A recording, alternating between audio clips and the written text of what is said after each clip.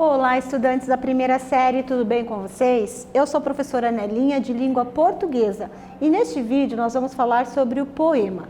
Mas antes de irmos aos conteúdos, vamos cumprimentar a nossa intérprete Jéssica. Olá, Jéssica, tudo bem? Vamos lá?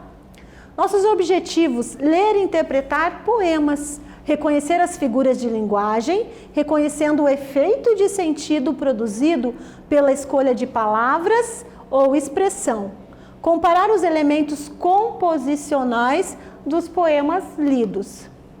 Você costuma ler poemas? Quais? Já observou que eles são cheios de figuras de linguagem? Com certeza você já leu poemas e também já estudou as figuras de linguagem. Nós vamos aqui rever algumas. Vamos ler 2 poemas e ver como isso acontece. Vamos então à primeira leitura. Mudam-se os tempos, mudam-se as vontades, muda-se o ser, muda-se a confiança. Todo mundo é composto de mudança, tomando sempre novas qualidades.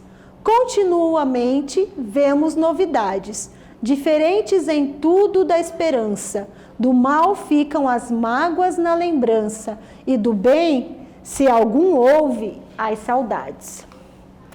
Continuando aqui, o tempo cobre o chão do verde manto, que já coberto foi de neve fria, e em mim converte em choro o doce encanto, e afora este mudar-se cada dia, outra mudança faz de maior espanto, que não se muda já como soía. Então, este soneto aqui é de um dos sonetos, né, de Luís Vaz de Camões, um grande escritor e poeta da literatura portuguesa.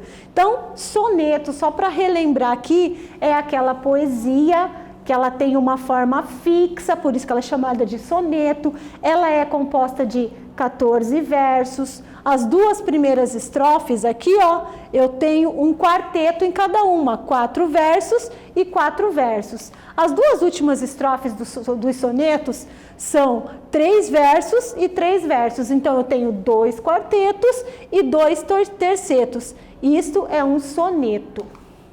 Vamos à primeira atividade referente a esse poema que nós lemos. Nos versos, do mal ficam as mágoas na lembrança, e do bem, se algum houve, as saudades. Qual figura de linguagem é utilizada? Então perceba bem aqui, nesses trechos desses versos. Você consegue perceber qual é a figura? Pensa um pouquinho, tenta descobrir, que eu volto já já comentando aqui essa questão com vocês.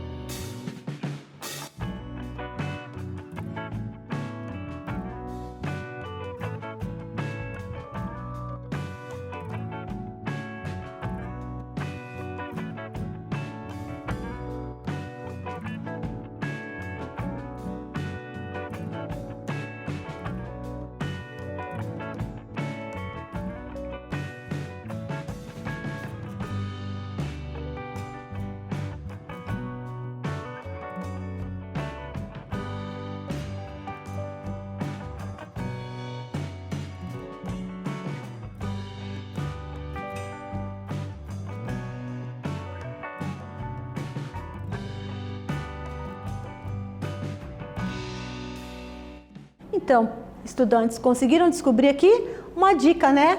Mal e bem. Qual é a figura de linguagem, será? Que se caracteriza pelo uso de palavras opostas, palavras contrárias. Ó. O autor faz uso da antítese, utilizando-se palavras opostas como bem e mal. Então, se você lembrou dessa figura de linguagem, parabéns, você acertou. Vamos à segunda atividade. De acordo com o eu lírico, o eu poético, vamos relembrar, é a voz do poema, né? Quem está falando no poema. Não podemos confundi-lo, né, com o próprio poeta. Todo mundo é composto de mudança. Quais as mudanças que você percebe em sua vida? Escreva pelo menos umas 3 linhas falando de algo que mudou em sua vida. Com certeza, durante a sua vida, sua trajetória, coisas, né, mudanças aconteceram. Você consegue relatar ali em algumas linhas? Eu acredito que sim. Eu volto já já comentando aqui essa questão com vocês.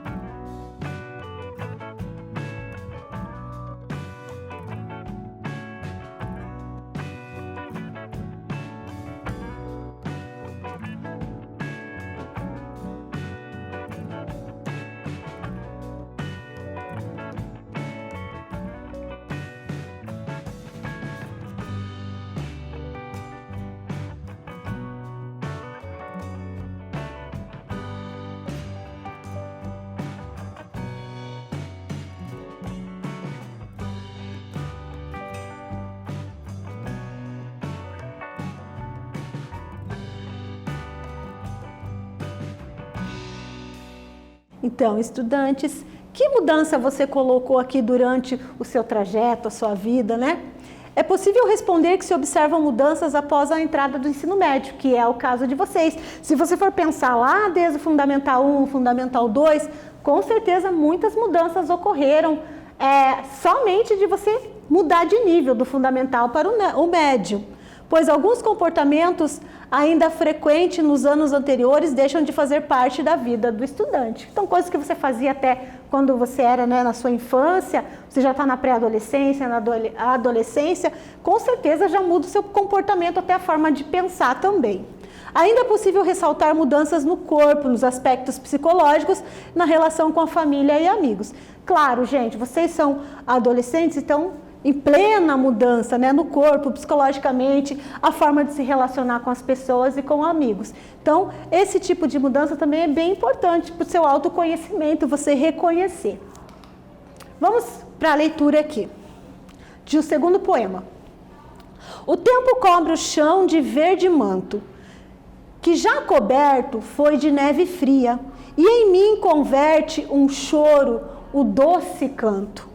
E afora este mudar-se cada dia, outra mudança faz de maior espanto, que não se muda já com soia. Então aqui também Luís Vaz de Camões, o segundo soneto. Vamos para a terceira atividade em relação a esse trecho. Relê os versos finais do poema, sabendo que soia pode significar hábito, costume. Como você interpreta a finalização do poema? Então o que você interpreta aqui, né? sabendo que soía pode significar hábito, costume. Então, dentro do contexto do poema, o que é possível interpretar aqui dessa expressão? Pensa um pouquinho que eu volto já já comentando aqui essa resposta com você.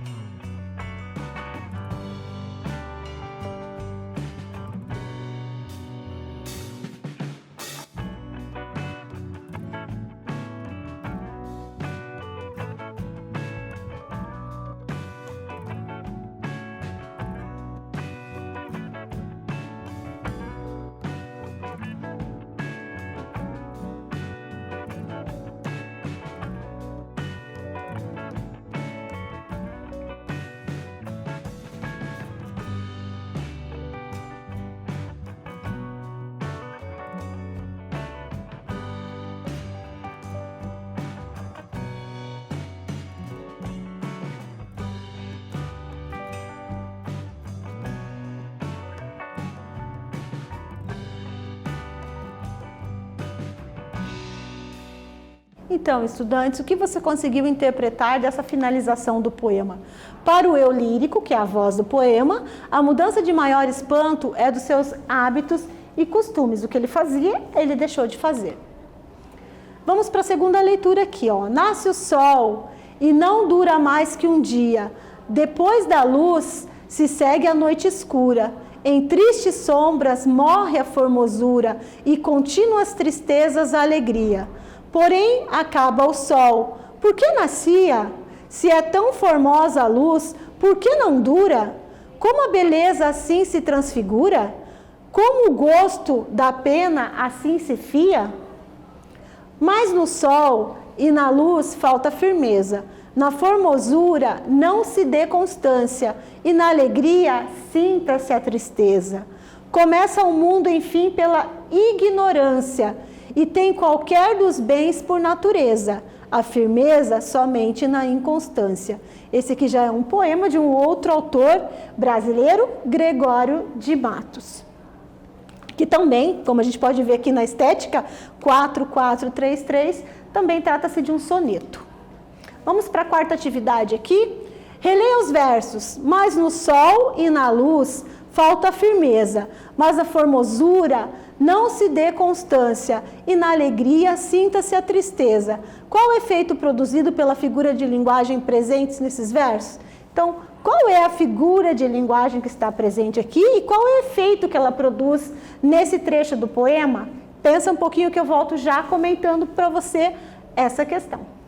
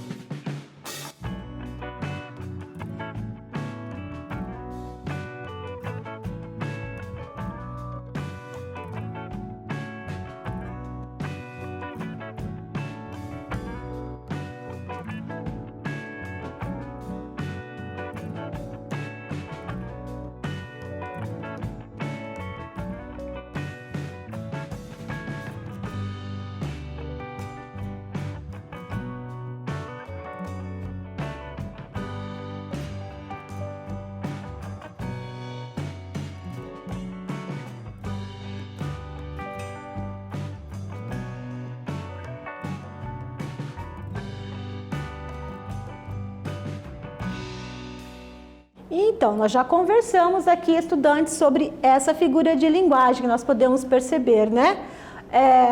A questão das figuras de palavras opostas que a gente tem aqui. A figura de linguagem usada é antítese e mostra a perspectiva do eu poético que se afirma que nada dura para sempre, sempre há mudanças, né? Na formosura não se vê constância, quer dizer que não é constante. Tudo muda. Na alegria, sinta-se a tristeza. Por quê? Porque você não pode ficar alegre o tempo todo e também nem triste o tempo todo. Então aqui essas antíteses, elas são utilizadas aqui para destacar isso, que sempre nós temos mudança, constantemente temos mudanças.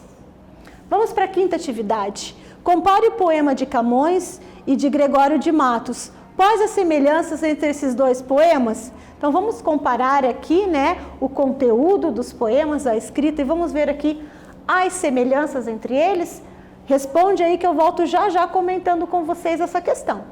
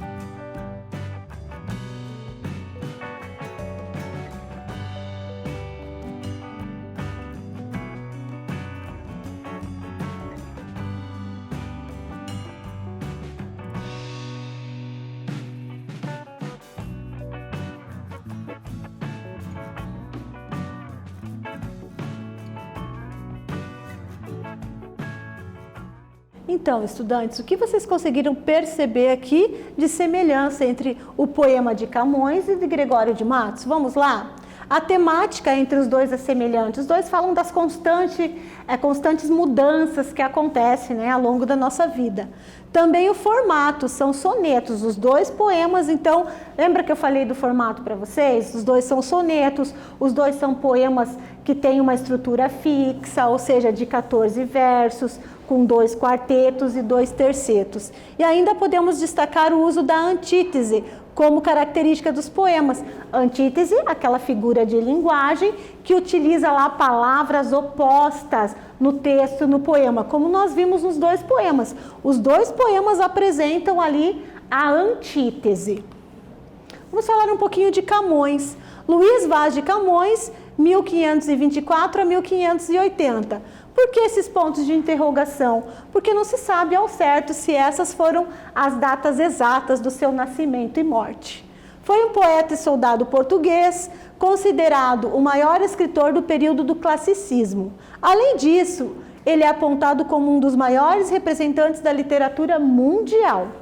Autor do poema épico Os Lusíadas, revelou grande sensibilidade para escrever os dramas humanos, sejam amorosos ou existenciais. Então, falando um pouquinho, principalmente dessa obra, Os Lusíadas, que Camões escreveu, que é um poema épico, uma narrativa em forma de poema, que ele conta os grandes feitos heróicos, as grandes navegações, glorificando os portugueses com relação a essa história de navegações. Os Lusíadas, como ele foi contado em forma de poema, acreditem, essa história de Camões, ela é contada em mais de 8.000 versos, dividida em mais de 1.100 estrofes. Então, uma grande obra de um grande autor reconhecida mundialmente. Pouco se sabe de sua vida, portanto, o local e os anos de nascimento e morte ainda são incertos, porque não ficaram muitas documentações em relação à vida, ao nascimento, à morte desse grande escritor português. Então, esse é Luís Vaz de Camões. Vamos falar agora sobre outro grande ícone da literatura, esse brasileiro, que é o Gregório de Matos. Gregório de Matos nasceu em 1636 e morreu em 1695. Foi o maior poeta do barroco brasileiro, um estilo, uma escola literária.